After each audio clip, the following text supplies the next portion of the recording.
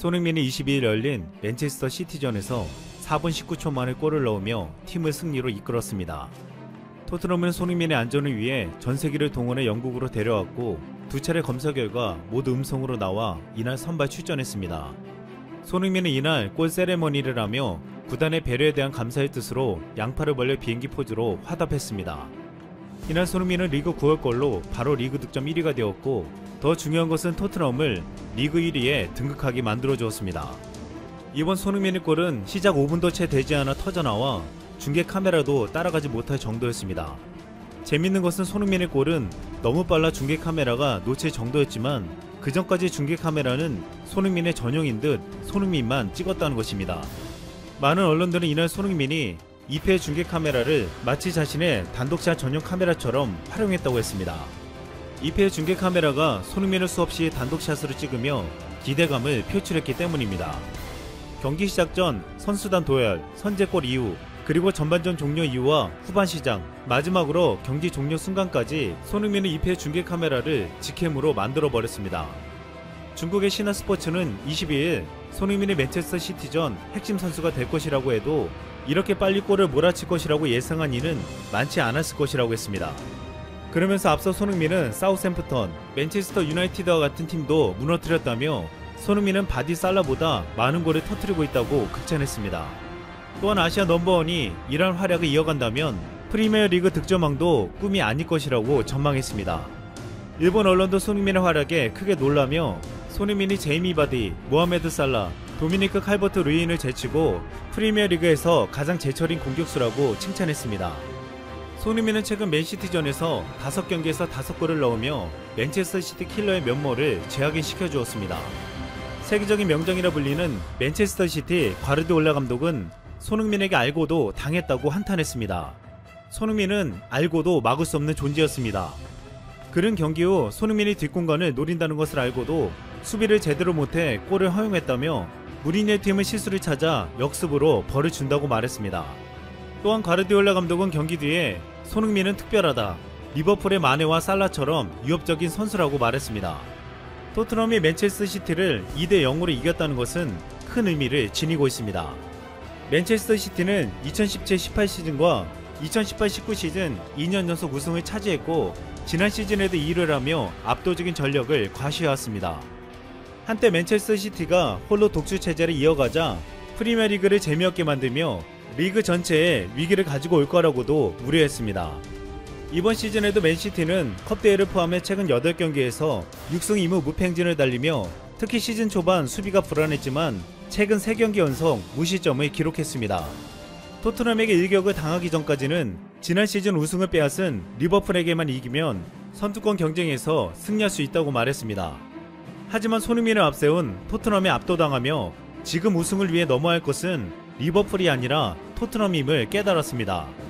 실제 많은 전문가들은 이번 시즌의 우승은 토트넘이 될 것이라고 말하고 있습니다. 이번 시즌이 시작되기 전까지 많은 전문가들은 이번 시즌 우승 경쟁은 맨체스터 시티와 리버풀의 2파전이 될 것이라고 예상했습니다. 하지만 뚜껑을 열어보니 예상과 달랐습니다. 손흥민과 케인이 환상적인 기량과 호흡을 보여주면서 이번 시즌 우승은 토트넘이 될 것이라는 전망이 우세해지고 있습니다. 영국 더선은 20일 첼시 레전드 하세바잉크가 라이벌인 토트넘의 우승을 점쳤다며 손흥민을 비롯해 해리 케인과 가레스 베일로 이어지는 공격진이 강력한 게 그 이유라고 장담했습니다. 과거 맨체스터 유나이티드, 레스터 시티, 블랙번 등에서 뛰었던 로비 세비지는 이날 토트넘 경기를 본 후 나는 토트넘이 이번 시즌 우승할 것이라고 말하겠다고 주장했습니다. 또한 과거 독일 대표팀과 미국 대표팀 감독을 지낸 클리스만도 이번 시즌 토트넘의 우승 가능성이 높다며 토트넘은 마침내 환상적인 트로피를 거머쥘 수 있는 꿈을 꾸게 됐다고 말했습니다. 경기에서 패한 뒤 과르디올라 감독도 토트넘은 리그 1위이고 그래서 어떤 팀들보다도 유력한 우승 후보다 라고 인정했습니다. 영국 언론 풋볼 365는 토트넘의 우승 가능성을 말하면서 손흥민이 그 열쇠라고 지목했습니다. 풋볼 365는 지난 19일 기사에서 손흥민과 조세 무리뉴 감독, 토트넘의 트로피 가뭄을 끝낼 열수가 될 수 있다 라는 제목의 기사를 보도했습니다. 여기서 무리뉴 감독은 손흥민의 뛰어난 재능과 무한한 에너지를 알고 있다며 손흥민은 무리뉴 감독과 꽃을 피우고 있다고 말했습니다. 영국 통계에서 옵타는 토트넘이 맨시티전에서 승리하자 1985년 1월 이후 단독 선두로 온전히 하루를 마친 건 35년 만이라며 토트넘 팬이라면 코피가 날 것이라고 표현했습니다. 토트넘 팬들은 압도적인 지지로 맨시티전 킹 오브 더 매치를 손흥민을 뽑았습니다. 그리고 얼마 전 맨유에 이어 맨시티도 제압하자 토트넘 팬들은 우리가 맨체스터를 가졌다고 환호했습니다. 영국 맨체스터 칸은 토트넘이 맨체스터를 8대1로 꺾었다라고 찬사를 보냈습니다. 맨체스터 유나이티드를 6대1로 이기고 22일 맨체스터 시티를 2대0으로 이겼기 때문입니다. 손흥민은 토트넘 선수 중 유일하게 맨체스터 두 구단을 상대로 모두 골을 기록했습니다. 과거 토트넘이 결코 뛰어넘을 수 없을 것이라던 맨체스터 구단을 상대로 넣은 8골 중 3골을 책임진 것입니다. 무리뉴 감독은 지휘봉을 잡으면 팀 파악이 끝낸 2년차에 모두 우승 트로피를 거머쥐었습니다. FC 포르투, 첼시, 레알 마드리드, 인터밀란에서 지휘봉을 잡은 지 2년 만에 놀랍게도 우승을 이뤄냈습니다.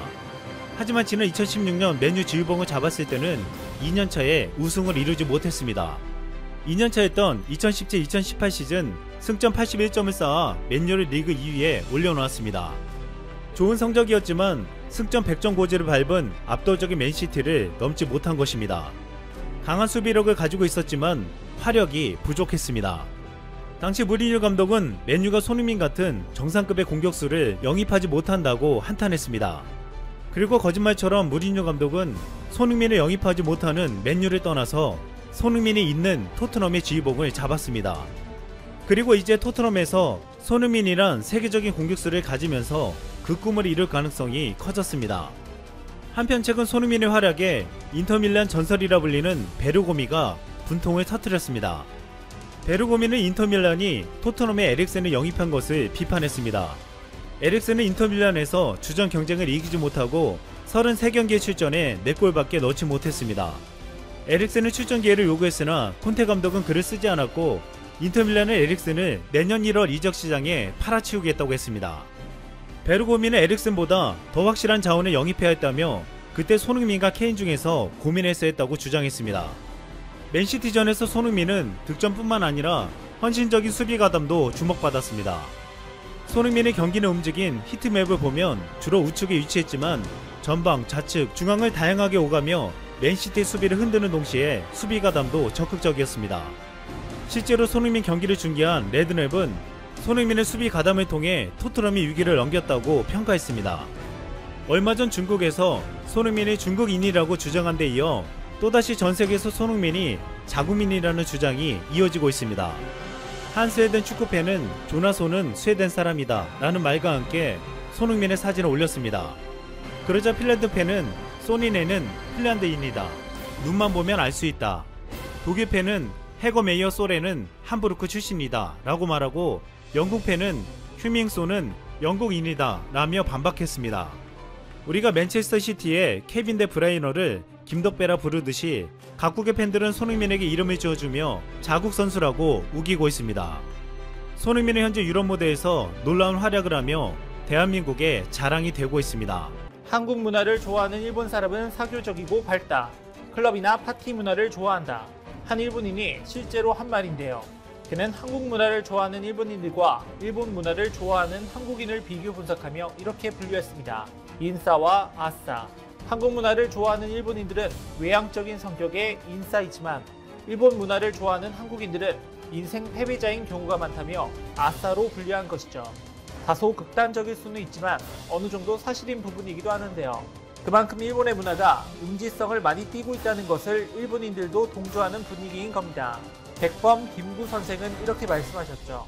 오직 한없이 가지고 싶은 것은 높은 문화의 힘이다. 현재 한국은 김구 선생께서 그토록 열망하신 문화의 힘을 발휘하고 있습니다. 한국의 문화는 전 세계적으로 가장 핫하고 멋진 것으로 통하고 있죠. 한편 일본에선 연말을 맞아 2020 일본 인스타 유행어 대상을 발표했는데 한국과 관련된 유행어가 굉장히 많이 등재돼 열도가 술렁이고 있다고 합니다. 영상 시작 전 좋아요와 구독 부탁드립니다. 인스타그램은 SNS 중 유행의 척도라고 할 수 있는 만큼 그 영향력이 강력하죠. 일본 주식회사 페스처의 인스타그램 미디어인 페트렐은 10대에서 20대 여성을 중심으로 2020년 상반기 인스타그램 유행을 조사했고 그 결과를 토대로 순위를 발표했습니다. 유행어, 연예인, 유튜버, 음식, SNS 계정, 물건, 활동으로 나눠 부분별로 각각 발표했는데요. 여기에 주목할 만한 점은 각 분야마다 한국에서 비롯된 것들이 대부분 상위권을 차지하고 있다는 것입니다. 특히 그중 음식 분야에서 순위권을 가장 많이 차지했는데요. 9위 양념치킨, 5위 치즈김밥, 4위 생일 케이크, 2위 뚱카롱, 그리고 대망의 1위는 달고나 커피였습니다.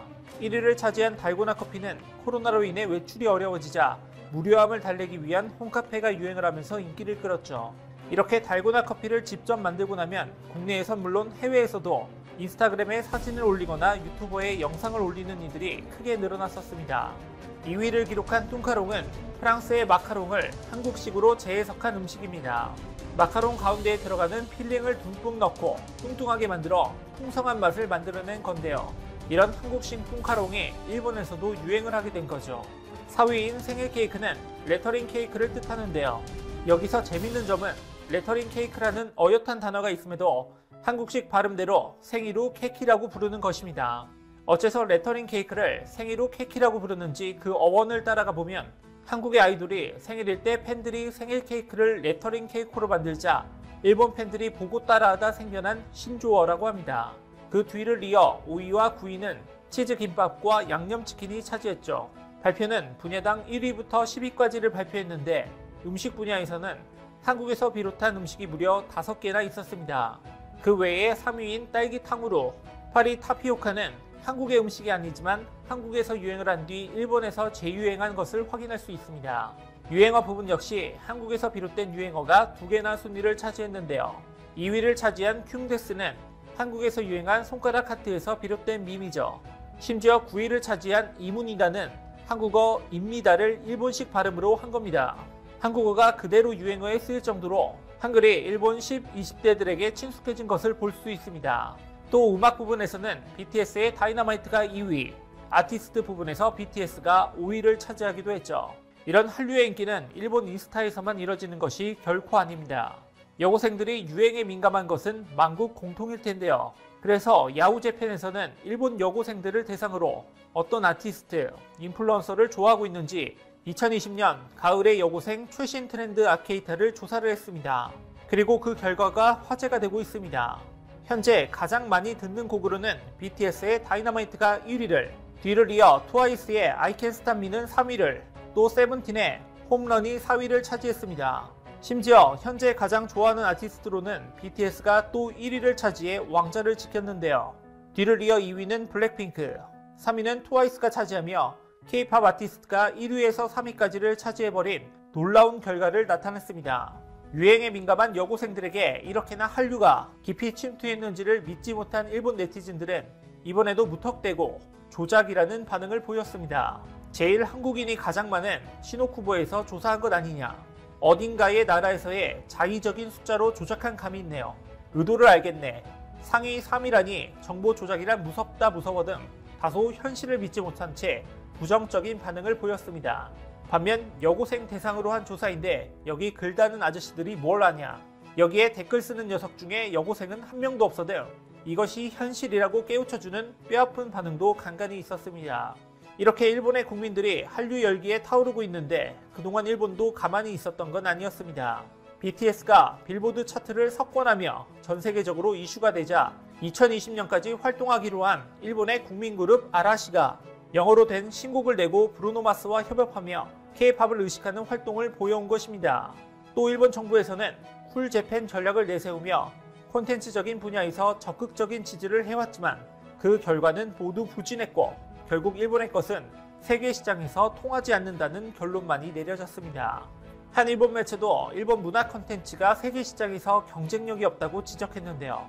지난 16일 이코노미스트는 일본의 콘텐츠가 전 세계적으로 인기 있다고 하는 건 일본인의 착각에 지니지 않는다고 꼬집었습니다. 일본 드라마는 한국 드라마와 비교했을 때 전개가 난해해 이해하기 어렵고 J-팝 역시 엑스제팬이나 원오케이 락 같은 록 분야에선 고정팬이 있지만 대중의 환영을 받기엔 진입 장벽이 높아 대중성이 낮다고 덧붙였습니다. 또 이코노미스트는 일본에서는 일반적으로 한류 콘텐츠 진흥이 한국 정부의 극진한 지원 아래 이뤄지고 있다는 생각이 강하지만 업계에서는 이런 견해에 이의를 제기하는 목소리가 높다라고 밝혔습니다. 게다가 이코노미스트는 한 일본계 대형 연예 기획사 관계자 발언을 인용해 한국 기획사는 정부로부터 지원금을 받은 적이 한 번도 없다고 말한다. 한류 인기의 비결은 결국 민간 기업과 아이돌들의 노력 덕분일 것이라고 설명했죠. 그와 달리 일본 정부가 관민펀드, 해외 수요 개척 지원 기구, 즉 풀재팬 기구에 혈세를 투입하며 문화를 진흥시키려 했지만 적자만 늘고 있다는 현실을 비판했는데요. 이코노미스트는 국민 혈세를 투입해 엄청난 적자를 키우는 현실을 돌아보면 일본은 자기 도취에 빠져 있을 상황이 아니다라고 강조했습니다. 이코노미스트에 따르면 2020년 3월 말까지 이 관민펀드의 누적 손실은 215억 엔, 우리 돈 약 2,280억 원에 이를 정도라고 합니다. 특히나 해외 콘텐츠 시장에서 애니메이션 이외의 일본 콘텐츠는 경쟁력이 그다지 높지 않다라고 강조까지 했죠. 일본 콘텐츠가 외면당하고 있는 반면 한류는 창의적이고 획기적인 콘텐츠 구성까지 더해 팬데믹에도 그 열기가 사그러들지 않고 있는데요. 지난 16일 문화체육관광부, 한국콘텐츠진흥원과 네이버는 코로나로 지친 국내외 한류 팬들을 위로하고 한류 콘텐츠와 연관 산업의 해외 진출을 지원하기 위한 종합 한류 행사 온 한류 축제를 개최했었습니다. 행사는 23일 K-팝 콘서트를 마지막으로 8일간의 여정을 성황리에 마쳤는데요. 슈퍼M, 몬스타엑스 등 K-팝 스타뿐 아니라 한국 관광 홍보 영상으로 화제가 된 이날치 밴드 등 다양한 장르의 아티스트가 참여해 230여 개국 한류 팬들의 환호를 이끌어냈죠. 특히 가상현실 VR과 확장현실 SR 등을 적극 활용한 무대로 국내 실감 콘텐츠의 기술을 세계에 알린 기회가 되기도 했습니다. 이번 행사의 성공은 코로나로 어려움을 겪는 콘텐츠 기업들에게 온라인 수출 상담회로 숨통 트이는 효과를 나타내기도 했는데요. 한 콘텐츠 기업 관계자는 코로나19로 캐릭터 라이센싱 싱페어가 취소되면서 신규 바이어를